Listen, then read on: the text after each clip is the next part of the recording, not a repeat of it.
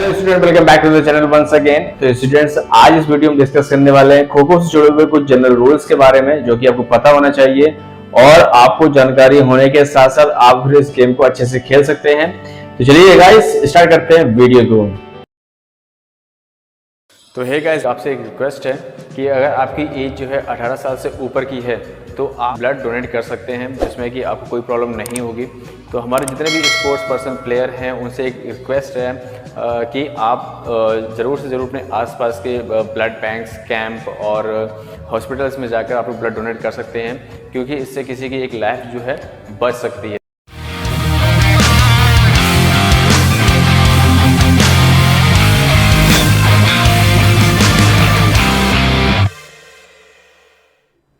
तो स्टूडेंट, जैसा कि हमें पता है कि जब कभी हम कोई भी गेम खेलने जाते हैं तो उससे पहले हमें उसके रिलेटेड जो है हमें रूल्स रेगुलेशंस पता होने चाहिए। और मेनली क्या है, कोई भी गेम हो तो बिना रूल्स के तो वो अप्लाई ही नहीं हो सकता है। तो एक उसी में गेम है अपना खो खो।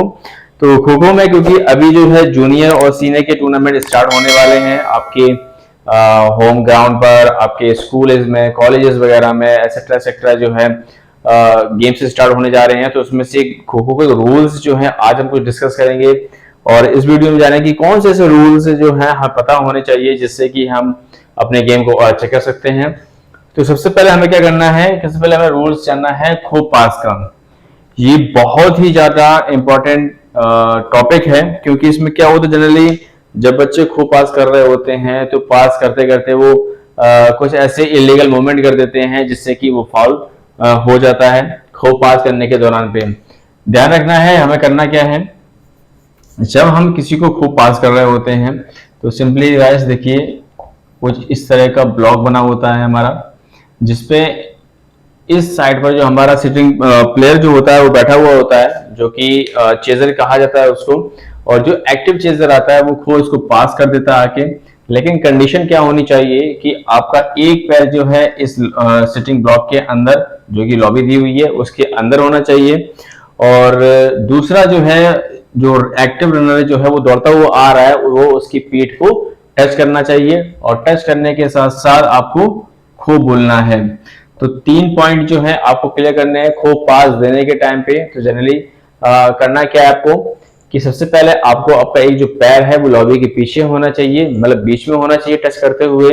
दूसरा जो है उसकी पीठ को टच करते रहना चाहिए, और तीसरा जो है मुंह से खो बोलना है। तो समझ में आ गया होगा आपको, ये जो खो पास का जो पैटर्न है, जो तरीका है, वो आपको पता होना चाहिए, तभी आप अच्छे से इसको अप्लाई कर सकते हैं। देन टच, देखिए क्या होता है, टच जो होता है एक तो आपके चेजिंग के टाइम पे और आपकी रनिंग के टाइम पे बहुत ही ज्यादा इंपॉर्टेंट रोल प्ले करता है। देखिए टच करने का सेंस का मतलब ये है, जब आप दौड़ रहे होते हैं, जब चेजिंग कर रहे होते हैं तो आप रनर को छूने की कोशिश करते हैं तो प्रॉपरली उसको टच होना चाहिए। कहने का मतलब है कि अगर आपने हाथ बढ़ाया और हवा में पार कर गया और सामने वाले को, रेफरी को समझ में नहीं आया कि हैंड टच हुआ है कि नहीं हुआ है, अगर टच आपका हो भी जाता है तो आप रेफरी पे अप्लाई करते हो, बोलते हो उससे कि मेरा जो हाथ है वो टच हुआ है। तो ध्यान रखिएगा जो टच होता है वो प्रॉपर क्लियर टच होना चाहिए। जैसे कि अगर आप दौड़ के जा रहे हो तो आप प्रॉपर से टच जो है क्लियर दिखना चाहिए। जनरली होता क्या है, जब बच्चे दौड़ रहे होते हैं उनको लगता है कि हल्का सा मेरा हाथ आया जो हवा में वो टच कर गया है, तो ऐसा नहीं होता है। तो इस चीज को खासकर आपको ध्यान रखना है, जब आप दौड़ रहे होते हैं तब आपको खासकर ध्यान रखना है। देन टच जो होता है, आपको मैंने बताया कि जब खो पास कर रहे होते हैं तो तब टच बहुत जरूरी होता है। अगर विदाउट टच अगर आप उड़ जाओगे तो उसमें अर्ली खो का भी एक इशारा मिल सकता है आपको, और वार्न भी कर सकते हैं कि आपको एटलीस्ट टच करना है। देन उसी के बाद है हमारा डायरेक्शन। इस गेम का सबसे वेरी इंपॉर्टेंट पार्ट है डायरेक्शन। अगर डायरेक्शन अगर सही से अगर आप नहीं ले रहे हैं तो आप फाउल पे फाउल करते जाएंगे, और फाउल करने के टाइम पर अगर आप किसी को टच कर लेते हैं तो वो आउट भी नहीं माना जाएगा। इससे 2 लॉस होंगे, एक तो आपका टाइम वेस्ट होगा, दूसरा आपका जो पैनिक होने का जो रीजन होता है वो और इंक्रीज हो जाएगा। जो आप कहते हैं नहीं, एक अंडर प्रेशर में आके आप गेम खेल रहे हैं, अंडर प्रेशर में आकर आपको गेम भी खराब होने लगता है धीरे धीरे, और कहीं ना कहीं आपका पेशेंस जो है लेवल खोना स्टार्ट कर देते हैं। तो इस चीज का ध्यान रखिए, डायरेक्शन बहुत जरूरी है। अब डायरेक्शन कैसे, सपोज करिए आप सिटिंग ब्लॉक्स पर बैठे हुए हैं, सिटिंग ब्लॉक्स पर जैसे ही आपको खो मिलता है, खो देने के बाद आपका जो एक रनर यहाँ पर है, एक यहाँ पर है, वो दोनों साइड में खड़ा हुआ है। तो अगर अगर आप यहाँ से उठते हैं, आप अपने राइट साइड की तरफ भागते हैं, तो आपको राइट साइड की भागना है। अगर आपने राइट साइड से पैर बाहर निकाल के आप लेफ्ट की तरफ मूव कर जाते हैं, तो तुरंत डायरेक्शन फाउल हो जाएगा, आपका शोल्डर मूवमेंट करेगा, तो उसी से आपका डायरेक्शन फाउल हो जाएगा। ध्यान रखिएगा इस चीज को लेके। बहुत से ज्यादा बच्चे जो फाउल करते हैं सबसे ज्यादा डायरेक्शन में करते हैं, देन उसके बाद पासेस में हो गया, देन फिर कई सारी चीजें ऐसी होती हैं। तो मेन क्या है, हमारा डायरेक्शन है। अगर डायरेक्शन अगर आपने सही से ले लिया है, थोड़ा अगर लेट हो रहा है तो कोई मैटर नहीं करता है कि ठीक है कि अगर आपको खो मिला हुआ है और डायरेक्शन आप ले रहे हैं, डायरेक्शन का थोड़ा सा टाइम वेस्ट हो रहा है तो कोई दिक्कत नहीं है, लेकिन इससे हमारा क्या टारगेट जो है वो लॉक हो जाएगा। सेंस मतलब ये है कि जैसे मान लीजिए सपोज करिए अगर एक रनर जो है हमारा यहाँ पर खड़ा हुआ है, तो आप इसके लॉबी क्योंकि लंबी होती है, आप इसका इस्तेमाल करेंगे। इस्तेमाल करने के साथ साथ जैसे उसके नियरेस्ट पहुंचे तब आप उसकी तरफ मूव करें। और दूसरी चीज कंडीशन ये होती है, जो रनर है वो भी खड़ा नहीं रहेगा, वो भी मूवमेंट करता रहेगा कि आपको आपके लॉबी से बाहर निकालने की कोशिश करेगा।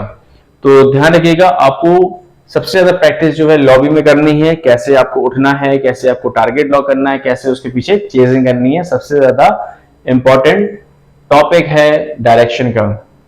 देन उसके बाद सभी को मालूम है रूल सभी को फॉलो करने हैं, किसी को मारना नहीं है, किसी का इलीगल मूवमेंट नहीं करनी है, अब्यूजिंग नहीं करनी है, क्योंकि गेम खेलने के टाइम पर ये सारी चीजें जो है बहुत तेजी से अप्लाई होने लगती हैं। रेफरी भी कई बार होते हैं, वार्न करते हैं during the game, after the game and before the game. तो इससे करना क्या है कि हमें सारे के सारे रूल्स को अच्छे से फॉलो करने हैं। और ध्यान रखिएगा जो हमारा ये जो खो खो का जो ग्राउंड होता है, तो इन दोनों के बीच में ही ये जो दो पोल हमारे लगे होते हैं, ये पोल, इन दोनों के बीच के ही अंदर हमारे सारे रूल्स रेगुलेशंस पूरी तरह से अप्लाई होते हैं। देन उसके बाद ये जो फ्री जोन होता है, इसमें किसी भी तरह की डायरेक्शन, किसी तरह का फाउल कोई भी अप्लाई नहीं होता। इस बात का खासकर ध्यान रखिएगा। बहुत से बच्चे क्या करते हैं, मैंने कई बार देखा हुआ है, जब बच्चे गेम खेल रहे होते हैं तो फ्री जोन में आ जाने के बाद वो अगर सामने उसका रनर है तो वो छोड़ देते हैं, उसको टच ही नहीं करते हैं। कई बार तो ऐसा होता है। तो इस बात का खासकर ध्यान रखिएगा, जब कभी भी फ्री जोन में कोई प्लेयर आ जाए तो आप उसको आसानी से टैकल कर सकते हैं और आप आसानी से गेम विन कर सकते हैं। तो आई होप स्टूडेंट्स ये खो खो से जुड़ी हुई कुछ बेसिक इंफॉर्मेशन है, कुछ जनरल रूल्स हैं वो मैंने आपको बता दिए, कुछ समझ में आपको आ गए होंगे। इनकेस अगर आपको कुछ चीज समझ में अगर नहीं आ रही है रूल से रिलेटेड या फिर किसी और अदर थिंग से रिलेटेड, तो आप कमेंट सेक्शन में जाकर कमेंट कर सकते हैं, जिसका रिप्लाई आपको दिया जाएगा। Thank you guys.